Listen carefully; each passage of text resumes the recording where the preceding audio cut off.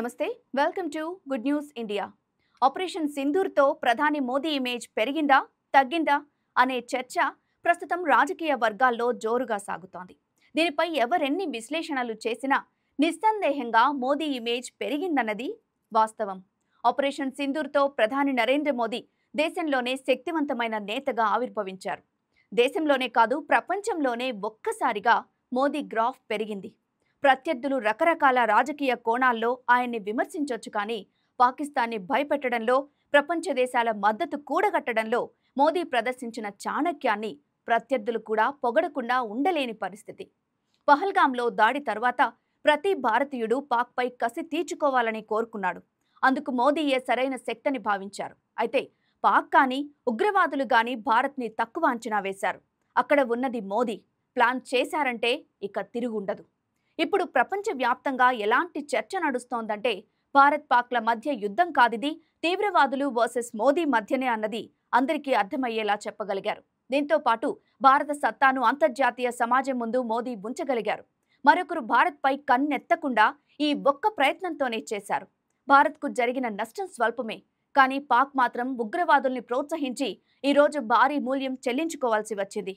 అటు ఆర్థికంగా నష్టపోయి, ఇటు 100 మంది టెర్రరిస్టులు హతమయ్యి కోలుకోలేని స్థితిలో ఉండిపోయింది పాక్. దీంతో పాక్ ప్రేరేపిత ఉగ్రవాదానికి పూర్తి చెక్ పెట్టడానికి ఇండియా పూనుకుందని ప్రపంచంలో ఇస్లామిక్ టెర్రరిజాన్ని వ్యతిరేకించే వాళ్లంతా భావించారు. రష్యా, ఇజ్రాయెల్ వంటి దేశాలు సాయానికి కూడా రెడీ అయ్యాయి. అమెరికా ట్రంప్ ధోరణిని పక్కన పెడితే పాక్ను ఇండియా దెబ్బ కొడితే చూడాలని చాలా ప్రపంచం ఎదురు చూసింది. ఒక్క టర్కీ, చైనా, అజర్బైజాన్ ఈ 3 దేశాలు తప్ప. ఈ 3ఏ పాక్కు ప్రధాన మద్దతు. అయితే ఇండియా యుద్ధం వైపు వెళితే చైనా మార్కెట్కు పెద్ద దెబ్బ పడుతుంది. అసలే అమెరికా టారిఫ్ల దెబ్బతో ఇక్కట్లలో ఉన్న చైనాకు ఇండియా వినియోగం కూడా తగ్గిపోతే మరింత ఇబ్బంది. కాబట్టి ఇండియాకు ఎదురెళ్లి పాక్ వైపు నిలిచి యుద్ధం చేసే తీరిక చైనాకుండదు.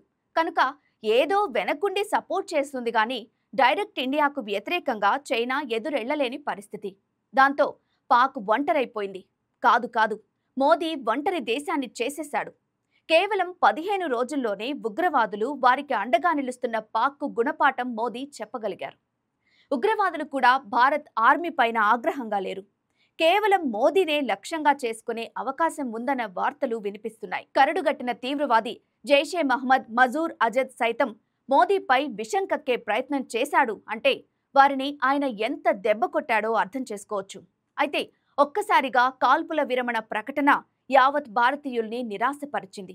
మోదీపై ఆ నిరాశని చాలా మంది వెళ్లకక్కారు.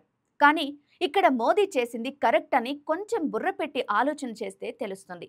ఇప్పుడు కనుక యుద్ధం జరిగితే అది వేగంగా అభివృద్ధి పథంలో దూసుకుపోతున్న భారత్ ప్రగతికి కాస్త అడ్డంకిగా మారుతుంది.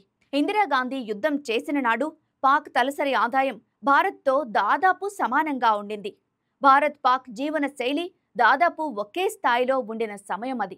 అయితే ఆ తర్వాత పాక్ దారుణంగా పతనమైంది. రాజకీయ అనిశ్చితి, మిలిటరీ జోక్యం తీవ్రం కావడం, అవినీతి, దీనికి తోడు విదేశీ సాయాలు తగ్గిపోవడం, తీవ్రవాదం పాక్ను కుంగతీశాయి. ఇప్పుడు భారతీయుల, పాక్ ప్రజల జీవన స్థాయిల్ని గమనిస్తే ఇండియా ఎన్నో రెట్లు మెరుగైన పరిస్థితిలో ఉంది. పాక్ పరిస్థితి ముక్కుతూ మూలుగుతున్నట్లుగా ఉంది. చివరికి పాక్ ప్రజల్లోనే తిరుగుబాటు వచ్చే పరిస్థితి. పక్కలో బల్లెంలా బలూచిస్తాన్ ఆర్మీ తిరుగుబాటు ఇంకొకటి. ఇలాంటి సమయంలో పాక్ని అలాగే వదిలేయడం బెటర్. వారితో పోరాటం చేసి ఇండియా జీవన స్థాయి తగ్గించుకోవడం కన్నా రాజీ పడి వృద్ధి వైపు వెళ్లడం మంచిదనే ఉద్దేశంతో మోదీ కాల్పుల విరమణకు ఒప్పుకున్నారు. కానీ ఇంకోసారి పాక్ తోకజాడిస్తే తీవ్ర పరిణామాలు ఎదుర్కోవాల్సి వస్తుందని అంతే తీవ్రంగా హెచ్చరించారు మోదీ.